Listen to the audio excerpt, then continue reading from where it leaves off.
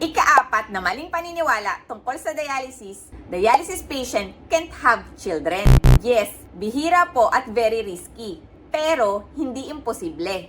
Kapag sira na ang inyong mga bato, naaapektuhan ang hormone na kumokontrol sa ovulation at menstruation. At dahil po dito, kadalasan ay tumitigil ang regular menstrual period ng isang dialysis patient at nahihirapan na magbuntis kapag ang pasyente po ay in a stable condition with right amount of dialysis treatment. Sometimes po ay 4 to 5 sessions per week to keep blood chemistry stable at close monitoring ng medical team. May supervision ng nephrologist, obstetrician at dialysis nurse. Ang high-risk pregnancy ay maaaring magresulta ng maganda.